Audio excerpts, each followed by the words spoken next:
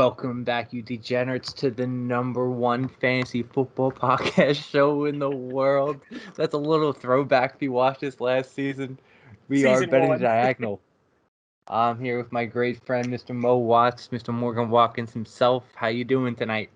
I'm doing phenomenal, my boy. How are we tonight? Oh, I can't be better. I had an amazing Saturday.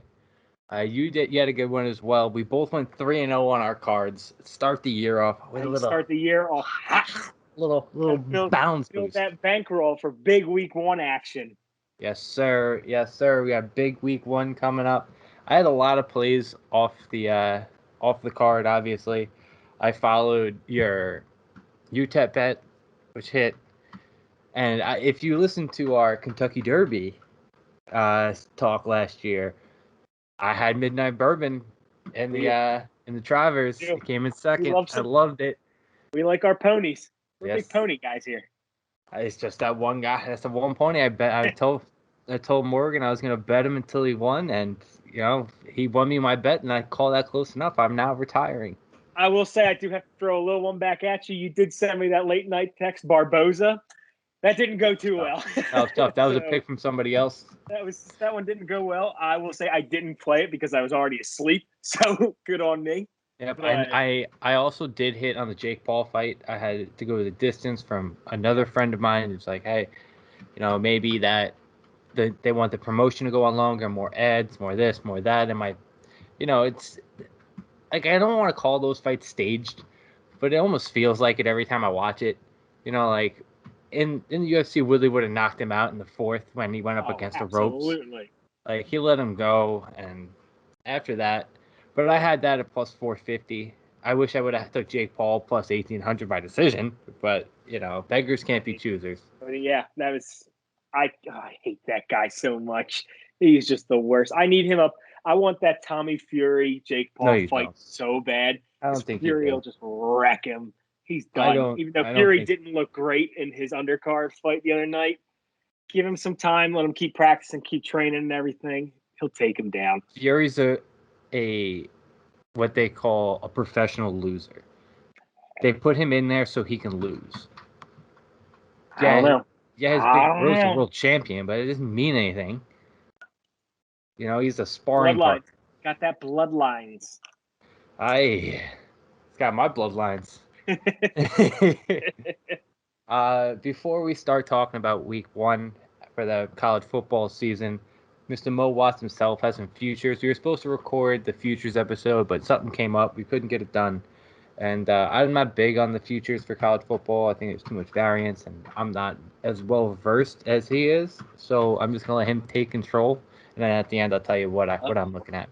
Oh, that's really dangerous. We're going to be here for the next 3 hours. Get comfy, boys and girls. I told him to keep it short, and he said, yeah, I promise. I said, I don't believe you. But we're only going to look at the Power 5 conferences. A lot of them are pretty easy ones. It's really 4 out of 5 pretty clear-cut team winners. So we'll start in the ACC. Overwhelming favorite is Clemson at -700 to win it all. They have Heisman hopeful. I'm going to butcher this last name. DJ Ucla, who's coming in at quarterback. It's actually the best. It's pretty good. I was practicing for a while. I'm not going to lie. I've been looking at that. Their backup quarterback's name is impossible to say as well. But he played very well in a limited showcase there when Trevor Lawrence was out last year. They have arguably the best defense in all of college football, allowed the fewest yards per play in the ACC for the last 8 seasons. That's wild when you think about it. When you think about the Miami defenses, Virginia Tech defenses, that's a wild stat just to think about. Bringing back Justin Ross from injury, that's going to be massive for them. We saw how Justin Ross did with a freshman quarterback in Trevor Lawrence. Maybe he just has that thing for freshman quarterbacks. I don't know. Juniors usually go for the freshmen. So we'll see how it works with them. Their biggest issue that they will run into in the entire ACC is solely going to be if DJ does go down, because their backup quarterback, I can't say his name. I'm not even going to try his. He had a season-ending Achilles injury in the preseason. That's massive.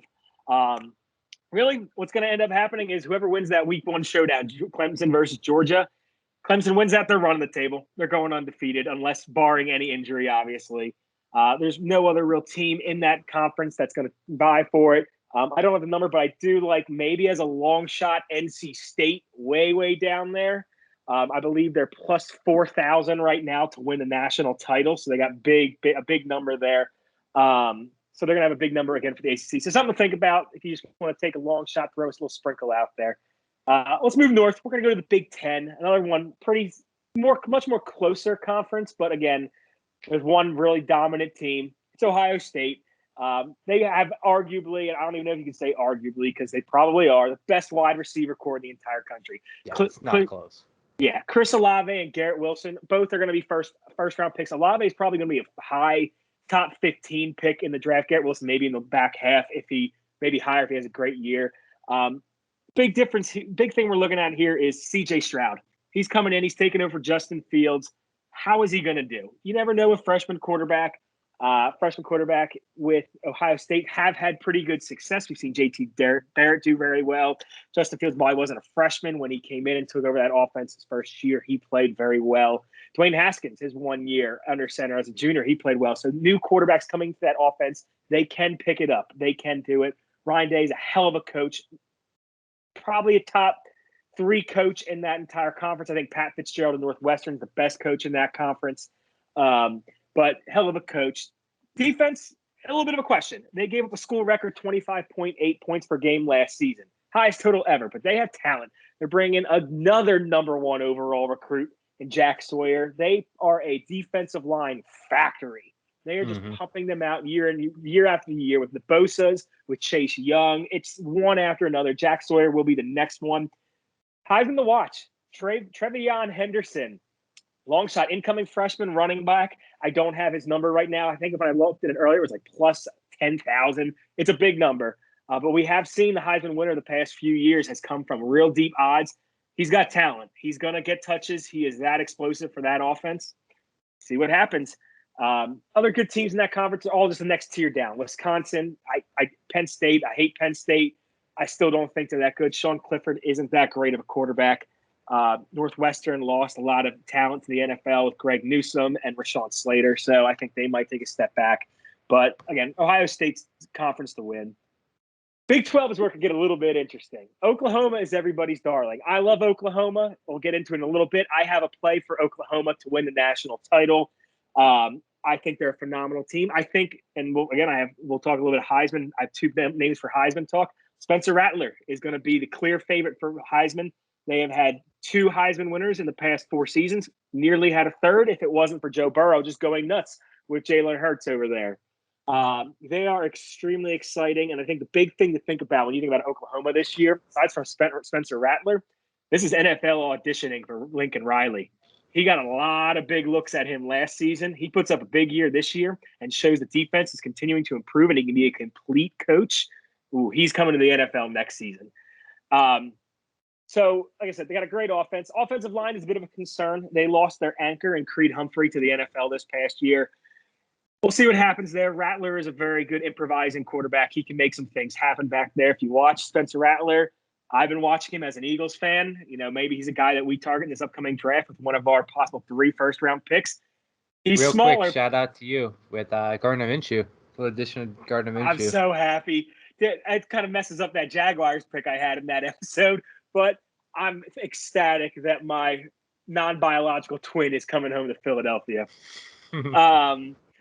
But yeah, I lost my train of thought there because of that right now. But Rattler, like I said, he could be on the radar for Eagles, guys.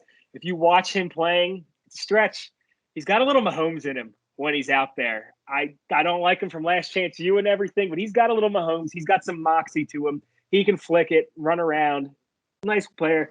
Defense continues to improve. That has been what's been holding them back significantly over the last couple seasons. Back in 2018, they gave up 33.3 points a game. This past year, they got it down to 21.7. Massive increase. You know, let's see if it can continue. They have a first-round pass rusher and Nick Bonito back there. Hopefully he can keep living up to the pedigree that he has had the past 2 seasons and put some pressure on the quarterbacks. The division, especially my sleeper pick for the Big 12, Iowa State at plus 290. Getting a lot of love as a chance at a possible national title run as well. There was a shot that they're making the playoff. This is the year right here. bringing back 18 of 22 starters from their team from last season that only lost by 6 to Oklahoma out down there in Oklahoma. It's a big if. They have to really bank on the fact that Oklahoma's defense can't continue to improve and their offensive line just isn't ready for it. They're too young. They don't have what they need. But Iowa State has the pieces. They have a veteran quarterback in Brock Purdy. They have a Heisman candidate in Breece Hall back there. Like I said, they returned almost all of a team that averaged 32.9 points per game last season. Offensive defenses are loaded on that for that team. They're going to be interesting to watch. They can kind of beat up on the weaker Big 12 teams. And it'll be that Oklahoma showdown they have later in the year. That's going to be the big one decided. Whoever wins that game, I think, is going to take the Big 12. Moving out west, we'll go to the Pac-12 before we hit everybody's favorite conference. Pac-12, there is no clear-cut favorite in this conference. The 4 top teams are all slated between 8.5 to 9 wins as their win totals because there's no dominant team. There hasn't really been that dominant team since Oregon a couple of years ago and even further back, USC a few seasons back. I'm going to take Arizona State at plus 450 to win the Pac-12. Herm Edwards has been building this team for the past 4 years, and this is the year that everyone's kind of targeting. We're putting it together. The pieces are here. We've gotten the recruits to come in here. We've got the players. Now, there is a big little dark cloud hanging over them. They have possible NCAA sanctions that are looming over from when they were recruiting, allegedly during the dead period. Allegedly. Allegedly. So we'll see what happens with that. But they have one of my absolute favorite players in the nation at quarterback, Jayden Daniels, who is one of, if not the best dual threat quarterbacks in all of college football. He's a machine. He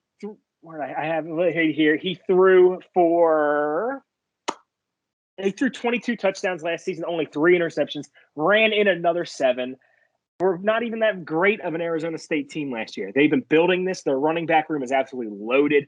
Their wide receiver room has a ton of young talent in it.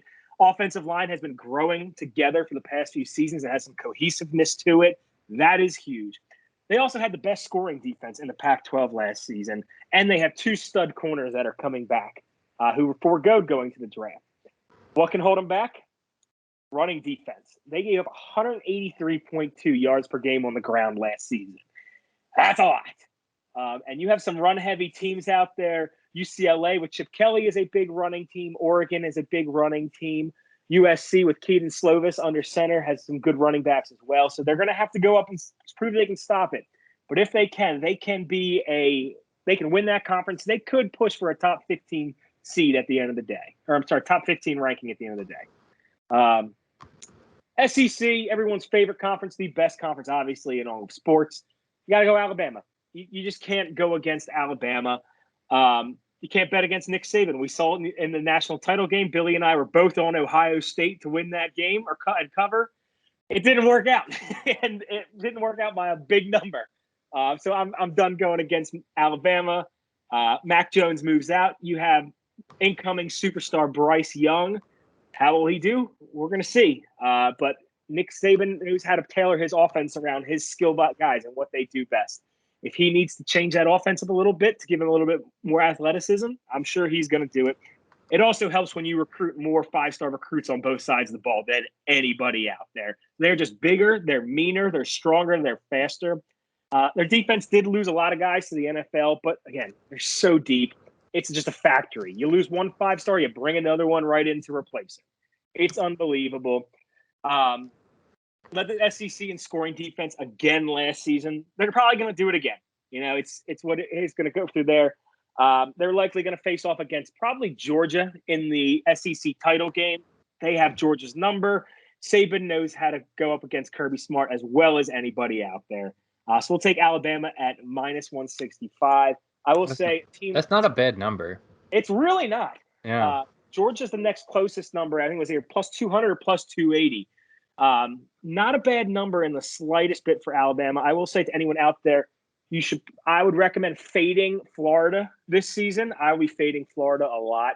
I think Florida is very overrated going into this season. They were just kind of the darling last year and had a lot go right for them, but I don't expect it to happen again this year, especially replacing Kyle Trask, who just fell apart down the stretch last season. Yeah, he did. I'll do a couple real quick ones before we start getting the picks for the week. National title winners, I talked about all three of them. Alabama at plus 260, Oklahoma at plus 650 right now. I was lucky enough to get it at plus 800. I have it there too. That's the one future I do have. Great get. I love Oklahoma this year. I think it's like I said, if the defense can do it and step up, if that offensive line can perform, this is the year that Oklahoma can win it all. Hopefully they do. My longer shot, Iowa State. I do think Iowa State can compete. They have the veterans, they have athleticism, they have those players who can go up against the Alabamas, the Ohio States, all those guys. Another one, they have an audition guy going for auditions. Head coach Matt Campbell. Team sniffed around him also this past season. He'll be head of the NFL next year. We're going to see what he does. It's really going to come down, how does this team handle the big expectations? Are they going to live up to the hype? Are they not? I don't know. When's the last time Iowa State entered a year ranked number 9? Hasn't happened. It's pretty much what it comes down to. Yeah, I agree. Billy, you got any other national title guys you just want to throw out there real quick before I talk about some Heisman 2 guys? No. I only placed Oklahoma, and I also placed, unfortunately, Rattler as Heisman Trophy winner. I parlayed them both, so we shall see. It's not bad. Yeah. I'm personal. As a person, I think Rattler's a bitch. I think that his whole thing he does. I think he's small. He balls. He does ball out, and Oklahoma's got the team this year. They're one of 3 teams I think that can win. I think it's Alabama, Oklahoma, and Ohio State. As long as the secondary for Ohio State holds up, I think it's very hard for them to lose. So I mean, as far as futures, it's all I've really got. Yeah, absolutely. It's Ohio State's interesting. Let's see what CJ Stroud does. I know you don't follow college football nearly a little bit as much as I do, but Ohio State's going to become a quarterback factory real fast. They have like 3 5-star quarterbacks lined up for the next 3 seasons. It's unbelievable. Yep, one of them, Ewers, what's his fucking first name? Have you seen that? Quinn. Yeah, Quinn Ewers with the hair. Yeah, dude. Oh, I love him. I love him.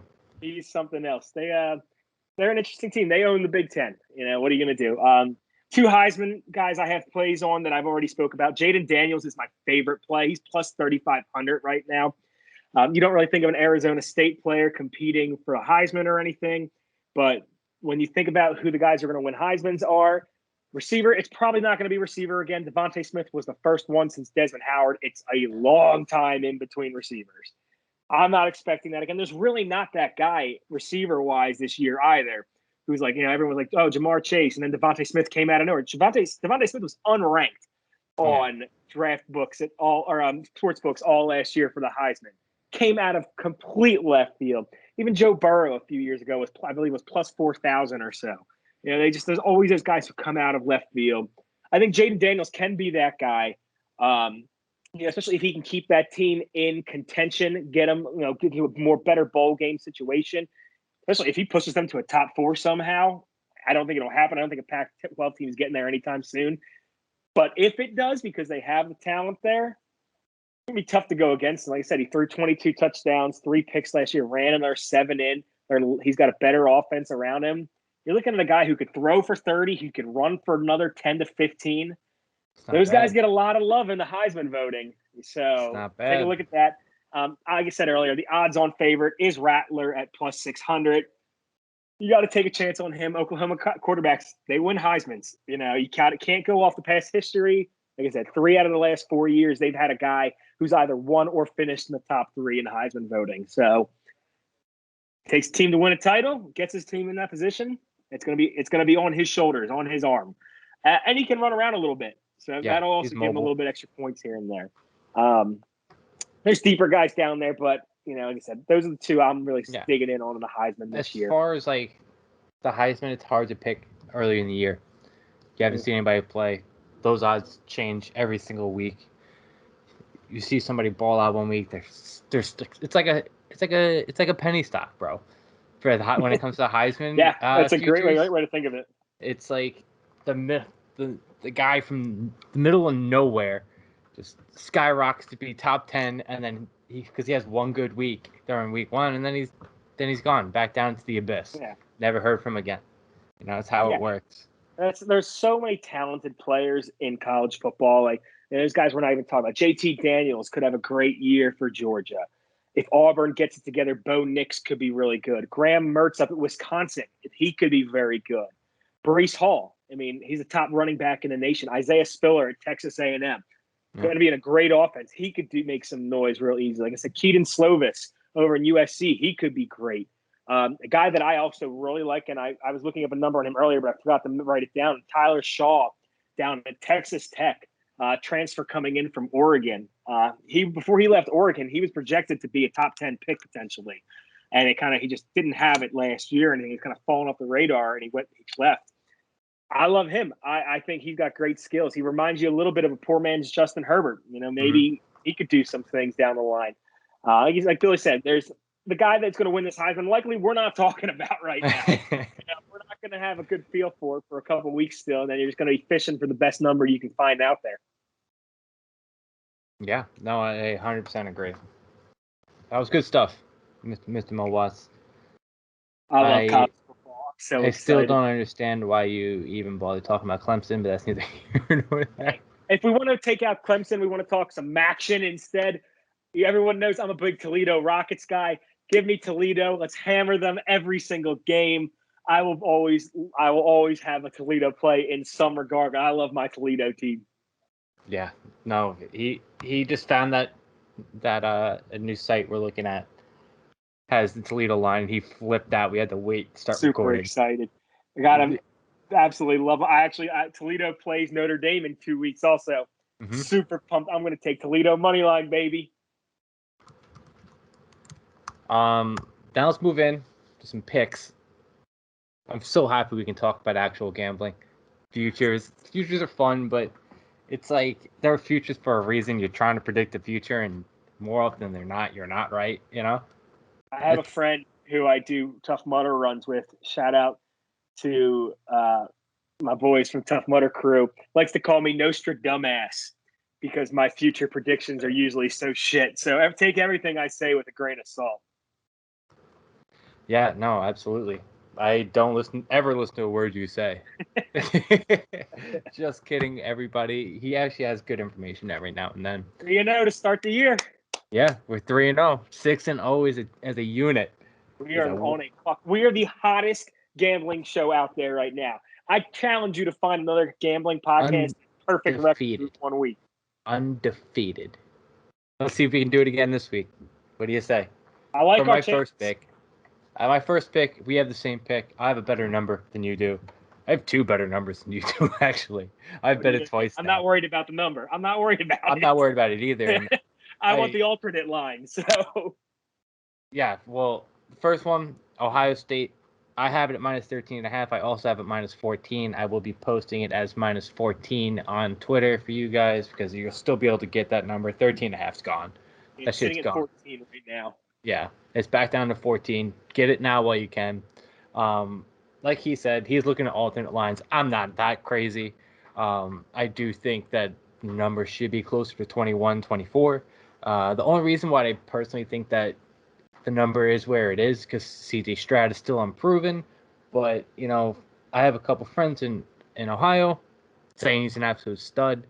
Fun fact, I will be going to Ohio State versus Oregon the following week. Got some live footage for you guys, but that's neither here nor there. I'll let you know if he's truly a stud or whatnot.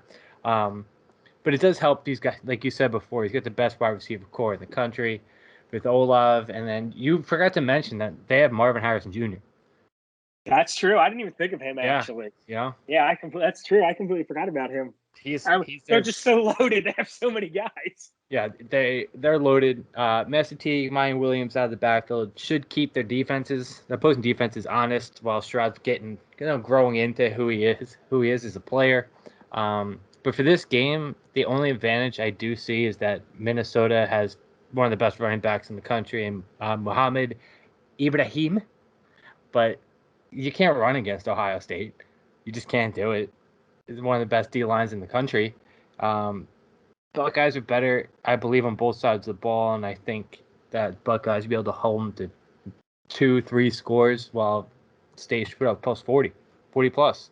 So -14, I'd probably take it all the way up to -21, but I have a prediction that game is going to be a 41-17 game. Yeah, that's my number. Yeah, that's what I'm thinking. I love that. But we're on the same page this year, Betty. This is weird. We're mind melting, man. It's season 2. We're coming out with a new energy. Yeah, we have two picks. Like, we didn't even talk about our picks until he sent me his right before the show started. We have 2 picks that are exactly the same. So why don't you give me if you want to talk about the Ohio State game some more, let me know. And I wanted to say actually also one thing for those who do really want to get involved in betting college football. When I do this, I divide the season up by month. September, Vegas is going off of last year's numbers. Last year, what they saw. Minnesota last year was a pretty decent team. They had a pretty good defense. So that is why I think this number is sitting where it's at. This game happens in about a month, and maybe in October, even into November. I think this line's sitting at 18.5, 19.5, maybe 20 to 21.5. Yeah. Vegas is solely looking at last season's numbers right now, which is great for us. This is where you build your bankroll right now. Yeah. So you can get in on those bigger guys later on. So, I mean, that's where we get those 3-0 perfect week zeros, right? Yeah. Gotta love that. We're tooting our horn, but it was probably the easiest weekend of gambling in the history of gambling. Some of them are interesting and everything. Like, I love my UTEP pick. Great. I'm going to sprinkle a little sauce for myself there. Talked out of Nebraska under, which just barely hit. I would have been sweating. Yeah, that was tough. I'm on Ohio State minus 14.5, though. Like, I think Ohio State is such a dominant team. They're going to sit in the top 4, if not top 2, the entire season. Like we said, it's all going to come down to who is C.J. Stroud? Is he Justin Fields 2.0? Is he Dwayne Haskins out there? What's he going to do? Is he going to be a guy just like a JT Barrett, who's kind of more of a game manager but can be a little bit explosive? We're going to find out. They've had some great like I said earlier, they got great quarterbacks who've come in there, a great defense. The defensive line is always the best in the country. Again, the Olave-Mitchell combo is phenomenal. I think Trevion Henderson is going to get a lot of touch out of the backfield as a freshman. He adds a whole new element to that backfield, replacing Trey Sermon, who is now with, if I'm not mistaken, it's the 49ers. It's just such a great team. I am considering sprinkling a first half bet on Minnesota, though. Just because in the event Ohio State, I don't think it'll be a play, but I might sprinkle it just in the event that Ohio State does come out a little bit slow and Ryan Day has to wake them up at halftime a little bit more. Something I'm considering. I don't know if I'll actually do it or not, but it's just a thought. I don't know. I don't trust it. That's a thought. Definitely a thought. I'll have that play for something else that we'll talk about in a minute. Nice. What's your second play? Because that play is the other one that we are the same on, and you have more written down than I do. For sure, yeah. So my next one is going to be the Georgia-Clemson game, over 51.5. We talked about this last year. Mm-hmm. Really drained this one into my head. These two teams have great defenses. What happens, Billy, when two great defenses meet up with one another? The over. The over hits. This is a low number for two teams that have pretty damn good offenses. Yeah. Georgia is going to be without some of their key players. They are another factory. They continue to recruit very well. Georgia is a powerhouse. I'm not worrying about them being down a couple players. You have two Heisman candidates at quarterback, DJ Ucla. I'm so proud of myself being able to say that so well. Keep saying it, baby. I might be just butchering it, but I'm going to go with the Shillelagh here, with the Ucla, and here we go. The Shillelagh. JT Daniels, another guy coming over from USC. He played very well last year, looking to build off that success. Can you believe, sidebar, can you believe that Georgia kept Jake Fromm over Justin Fields? Unbelievable how you can make that decision. Because Jake Fromm got cut today, for those who do not know. And I was a I actually really liked Jake Fromm. He stinks. Well, compared to Justin Fields, absolutely. Well, he stunk in college, too. He stinks. Yeah, he had the freshman year that he looked really good and everything. Everyone's like, this is a future number 1 pick. Was never the same guy. He faced that Nick Saban defense and lost it. Like Billy said, you have two strong defenses. They meet up. They hit the over. Again, a very low number for these two teams. Any other week of the season, these two are looking at overs anywhere, or totals anywhere between 60 to 70 per week because their offenses are so strong. I will say, Morgan, I don't want to cut you off. That's something I use for the NFL. I'm not 100% sure it works for college, but I'm placing the bet for the same exact reason. I absolutely think it's happening here. There's just too much talent. There's too much talent with. There's been a nice couple. You got to replace a few guys on the defensive side. They're going to find ways to put the ball in the end zone. You can't stop everybody all the time. And like I said a little bit earlier, whoever wins this game, they're going to win out their entire year more than likely. They have a little bit softer schedules the rest of the way. The two of these teams are just so strong. They'll find their way to the conference title game, whether it's the SEC or the ACC. Probably going to find their way to the college football playoff as well, unless you're Georgia and you got to meet up against Alabama. But we'll see. Yes, sir. I love it for the same exact reason. Two strong defenses, both offenses pretty good as well. So when if they do get short field position, they do know how to get into the end zone or at least kick a damn field goal. Unlike the kid from Nebraska, I hate to see it. Such pain, so painful. I hate to see it. And how shitty of a quarterback did Martinez look in the beginning of that? He is a shit quarterback. I mean, he's terrible. But man, everybody in the country should. I don't watch college football, and I chose not to watch that game. I didn't bet on that game, so I didn't have to watch it. That was a tough watch. No, sure. It was terrible. I will say he looked better in the second half. Obviously, getting the cobwebs out, but he didn't look very good. The next pick is going to be the Fresno State Oregon over 62. The last 5 times that these two teams have played, obviously they're not in the same conference. They don't play every year. The overs hit 4 of the last 5 times, though. Fresno had the game last week in week 0, in the first half. The first quarter. They were covering the first half bet that I made, but by 5 minutes in, they scored an extra 20 points. Excuse me, I'm tripping over my words over here. Fumble recovery for a touchdown, and then interception. They just beat up on a real bad UConn team. Obviously, Oregon is not a bad team, but Fresno does know how to put points up on the board. Something I will be looking at as well is the Fresno State first half. Just because any team starts out slow in the first game, Oregon might do so, and Fresno's already played. They're already warmed up. They're already ready to go. They just put 45 points up on the board. I'm also looking towards the full game spread as well. I haven't made an official play yet. I will mention that this is a look-ahead game for Oregon, so that's why I'm kind of leaning towards taking Fresno State spread as well, which is currently at +20. It's kind of a shit number. I'd like to see it move. We'll see which way it goes. But for right now, I think there's just a lot of points to be scored in this game. 2 explosive offenses. So what do you think about that pick, Morgan? How do you feel? I do like that as well. I think that's a really good pick. Oh, fucking genius. Like you said, we're all on the same page with all these things. Explosive offenses, I'm all for, especially early in the season. Oregon historically has a very strong offense. I'm actually trying to find some numbers from last year as we speak.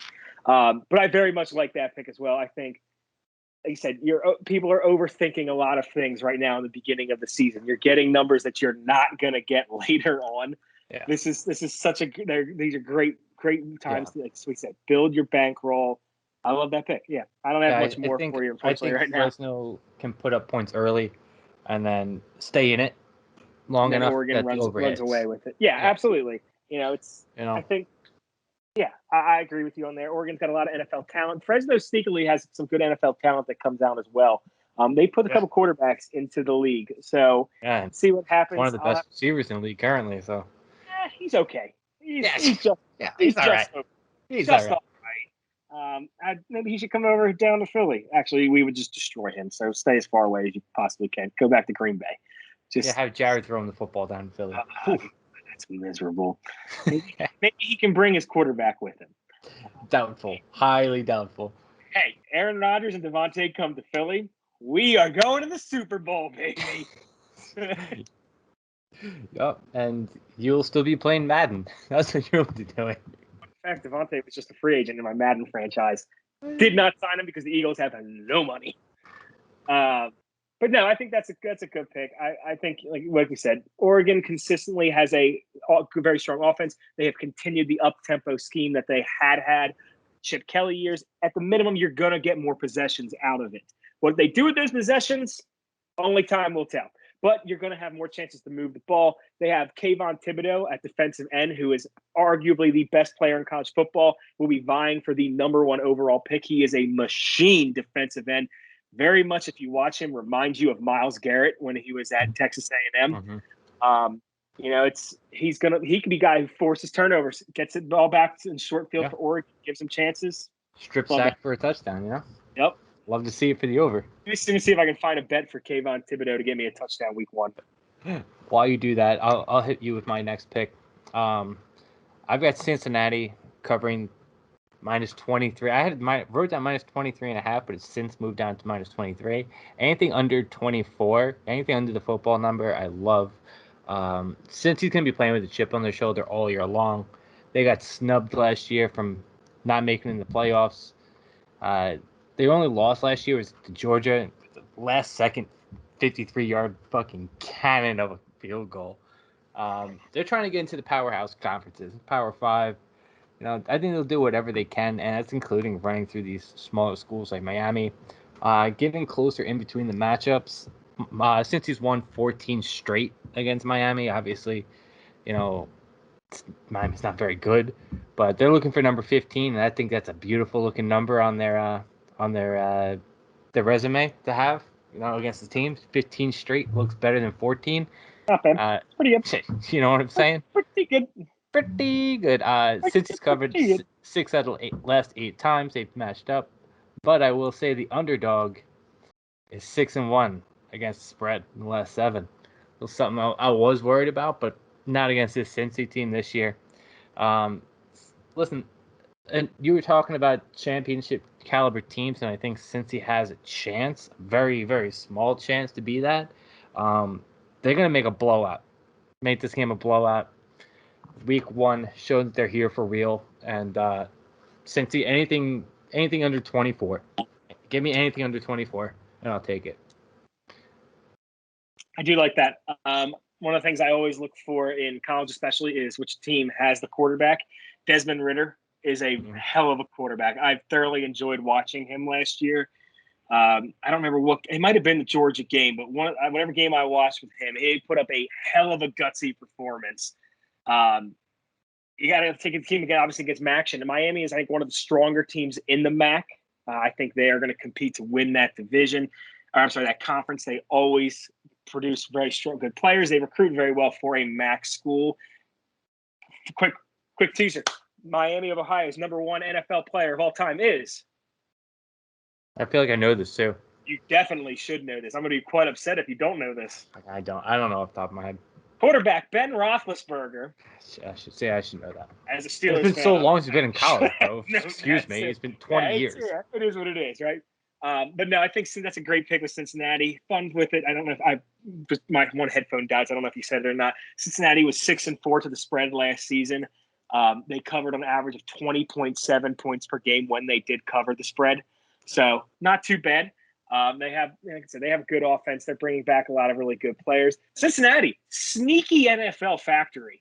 Yeah. They put a lot of guys into the league, especially in the Eagles. We have been loaded with Cincinnati players. It's not that much of a factory. One of my favorite Eagle players of all time, Brent Selleck, is out of Cincinnati. I have a signed Brent Selleck jersey that I wear.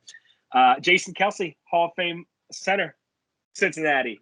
That's starting Kelce tight end playing in Kansas City, out of Cincinnati.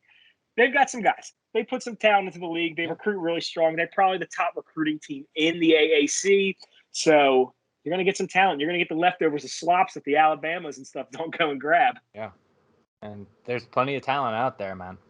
There's never a shortage of it. And best thing about being a school like Cincinnati and stuff, you get transfers in there. You get those incoming guys who can't get the playing time out in Alabama, out in Oklahoma, out in Ohio State if they want to stay up north and everything. You get those guys consistently. Not bad. I like that. Yeah. My last one, you wrote it down as an asterisk pick. I'm not writing it down as an asterisk pick. UCLA +3 versus LSU. I like the money line as well. UCLA look real good. Obviously, Hawaii's not the greatest team, but it doesn't matter. I think that UCLA has got a great chance of beating LSU this week. This hurricane thing, I went back and did some research. In 2005, when Katrina hit, first off, hopefully everybody's okay in Louisiana. All the Yes, families thoughts and out everything. there. I don't want to sound like I'm taking advantage of a situation, but it's exactly what I'm doing. Back in 2005, LSU didn't cover their first 2 games of the season because Katrina happened, and I feel like the same thing could possibly happen again. Um, the hurricane demolished at the lower part of Louisiana, and I feel like Louisiana's got a lot of players from that area. From Mississippi, from Louisiana, from that lower area down there in South. And I feel like the players could be a little distracted. The friends and family might not be 100% mentally into the game. And UCLA is a great team. Chip Kelly looked like he was rushing, bringing 7-8 guys on every single pass play. It was insane to watch. They were blowing him out, and he didn't care. He was racking up points. So give me that. I know you were on the under in that game. Tell me why. Why? Pretty simple. UCLA, why I like. There's a couple reasons for this, actually. I didn't say pretty simple. A couple reasons. A, Max Johnson under center. How's he going to handle being the quarterback for the LSU Tigers? It's not an easy gig to be. There are a ton of expectations being that quarterback for that team, especially after the downfall that there was last year after Burrow left, where they didn't have the quarterback play. They have the talent around him to have him be a successful quarterback. How will we do it? UCLA has the defensive talent now that Chip Kelly has brought in here after a couple of years of recruiting classes, where they can they can run with him. They can keep up with some of those receivers that LSU just keeps churning out every single year. UCLA on the other side of the ball, they have a nice offense. Chip Kelly can do some things on the offense.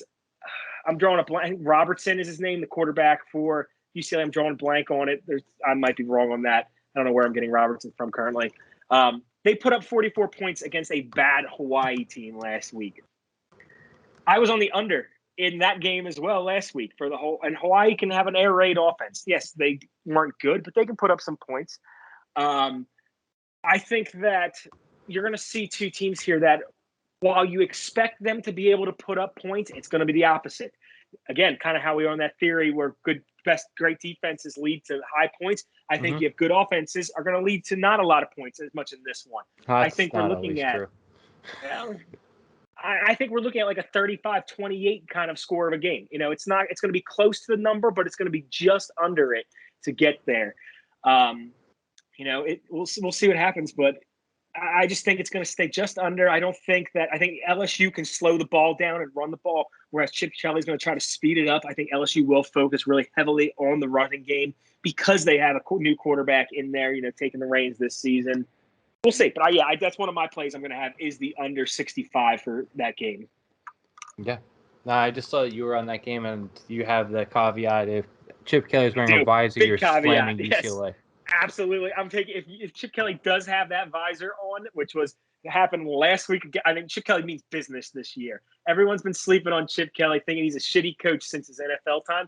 He might not have been a good NFL coach. He is a hell of a college coach. Yeah, he's a great college coach.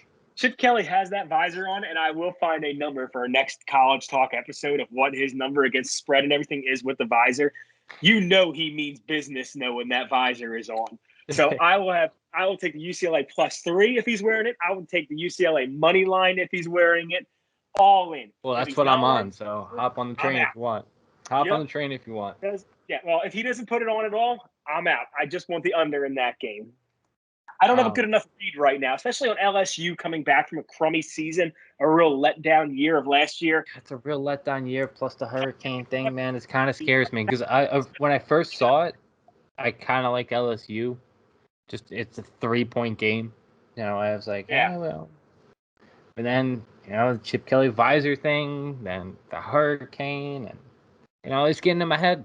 But that's good. I didn't think of the hurricane thing. I do really like that theory. I went back and looked just because I heard somebody say it on a show, and I was like, it's probably bullshit. So I went back and looked. They didn't cover against Georgia, and they didn't cover against whoever else they played the next week.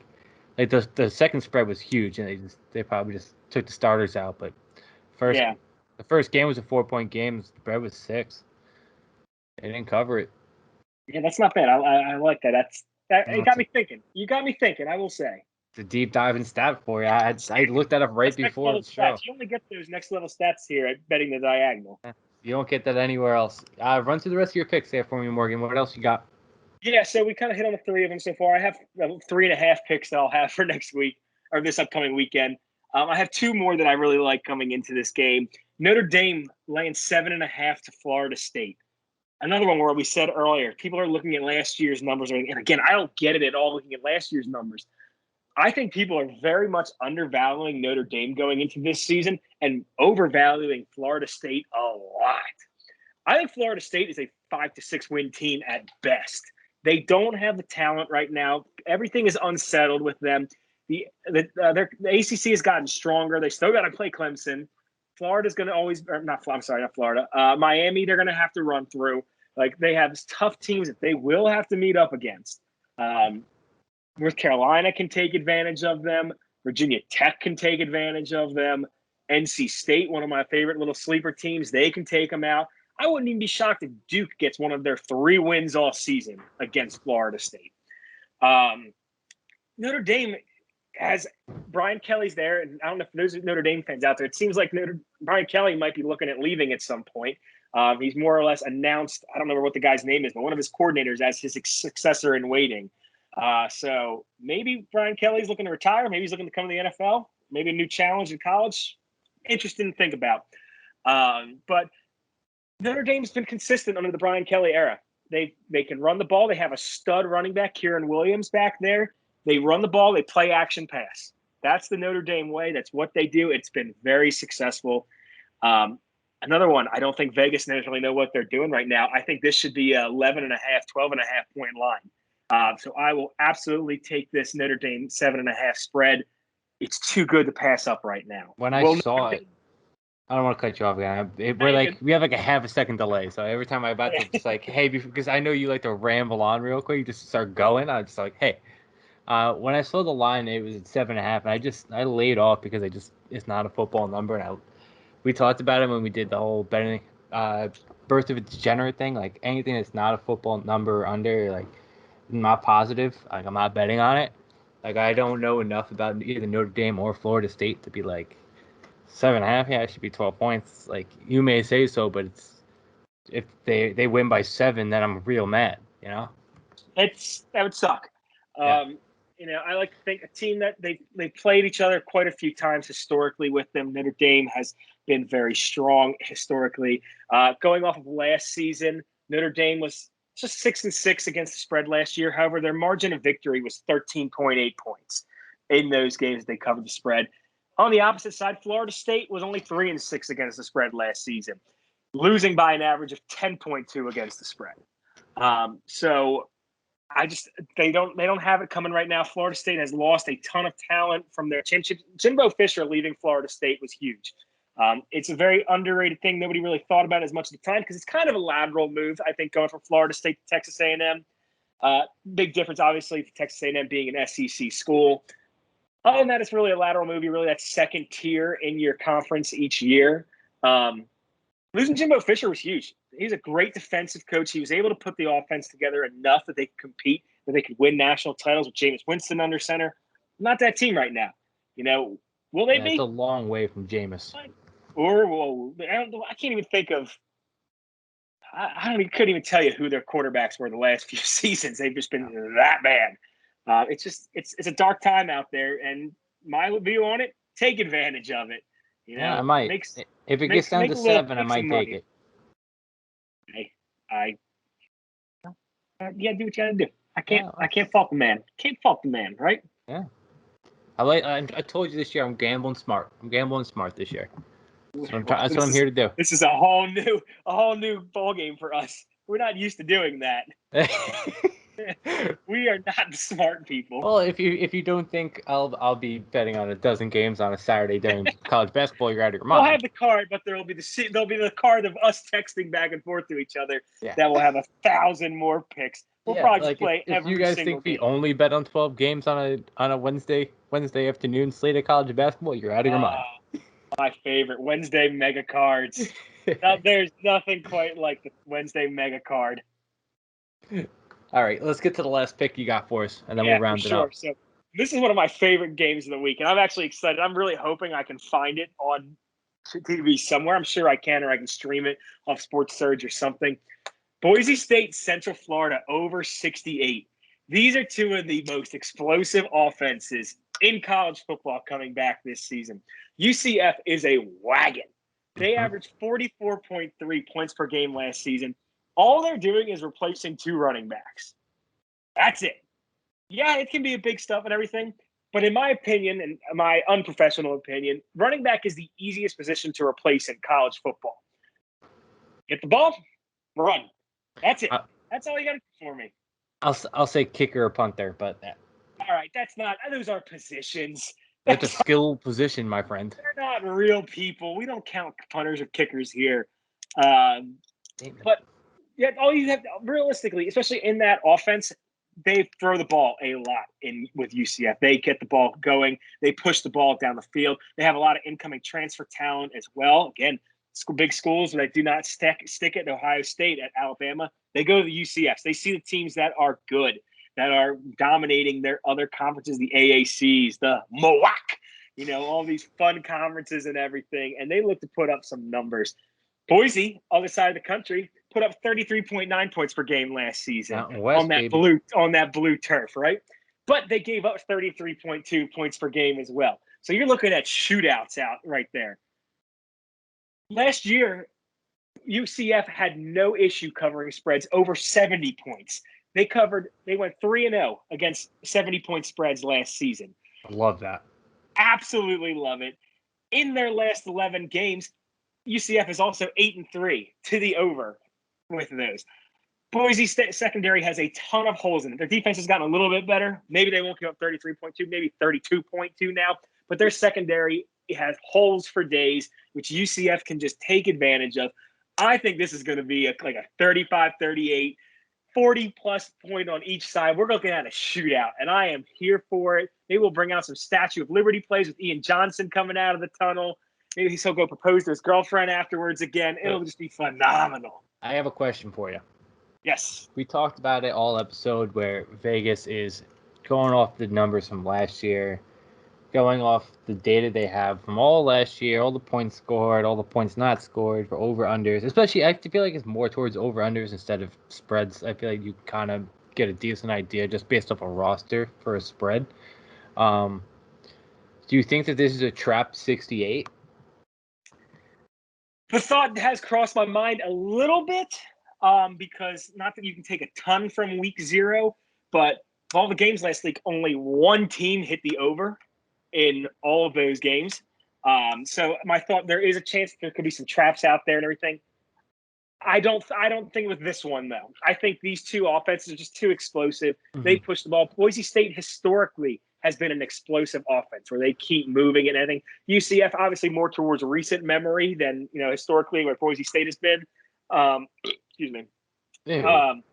Sorry. I kind of had to do it. I couldn't help myself. I'm excited. This is what happens when I talk about college football. I do think there are some games that will be trap overs, kind of like, that UCLA game, the UCLA LSU. I think that's a trap game where they want you to take go over on that. Those are two offenses that should move the ball. I think that one. Georgia Clemson. I think that's a trap as well. They having everyone think right there. I think you're going to see a lot of, like you just said, with Vegas right now, you're looking at a lot of last year's stuff. They haven't caught up on the totals for these games. Spreads, yeah, they're not terrible at this point. There's a few that are just wildly outrageous, like that Ohio State one. But totals, I think, for a little bit, you're going to get to take advantage of some crazy stuff. Yeah. No, I looked at that game for a solid while because I did bet a lot of UCF overs last year.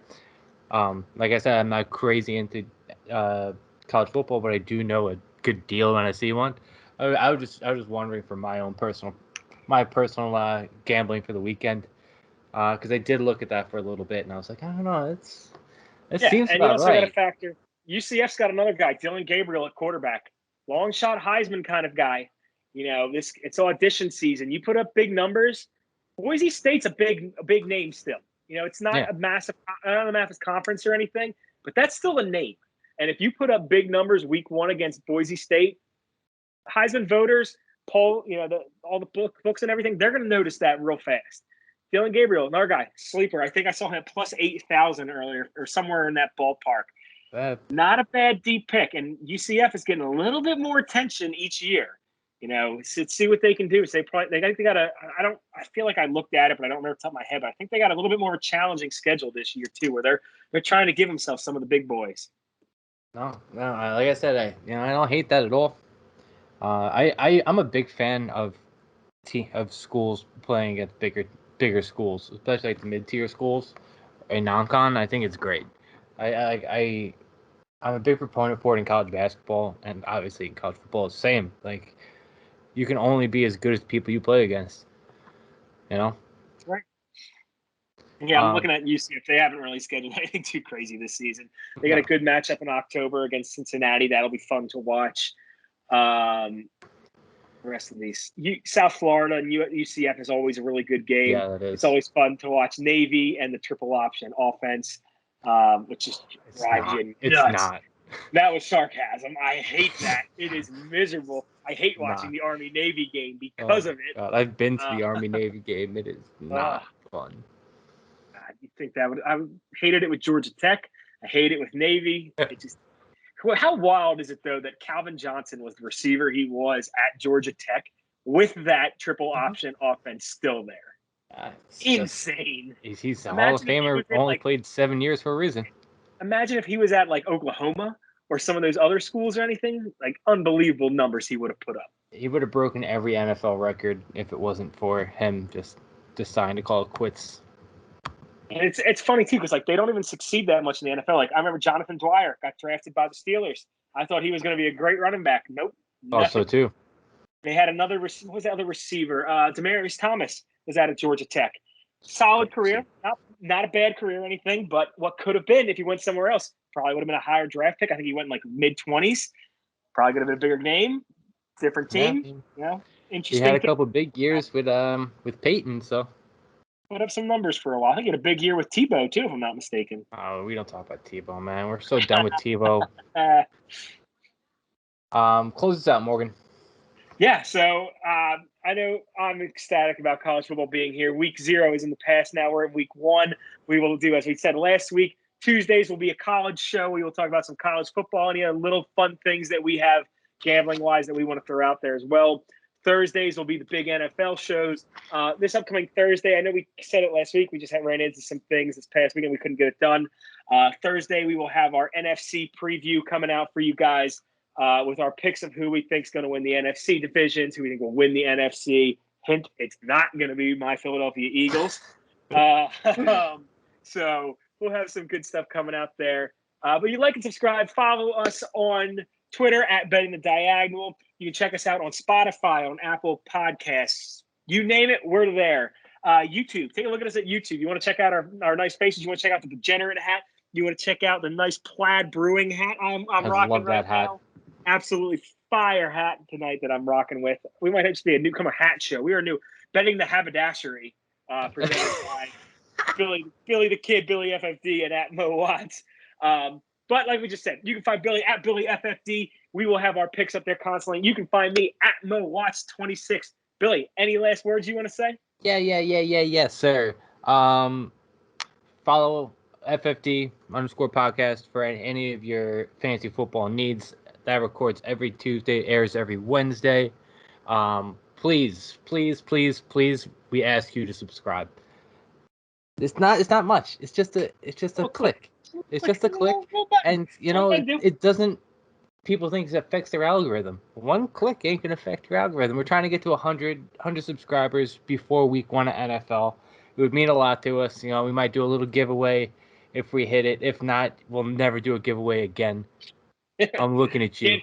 Get in now, bro. No, that's just a joke. We are watching that 100 person. We will know who you are. Yep. We will shout you out that very next episode. Yeah, that's exactly what it is, guys. Articles dropping every week starting now. I just put the hot takes article up. I have 2 more articles done. I'm just kind of trying to space it out. This is now draft season. Everybody's ready to go. Like Morgan said, follow me at Billy FFD. on Twitter. I'm trying to gain that Twitter following, and I will be on our good friend Mr. J Philly the Kid's Twitch stream. Follow J Philly the Kid on Twitch. I'll be there Friday night.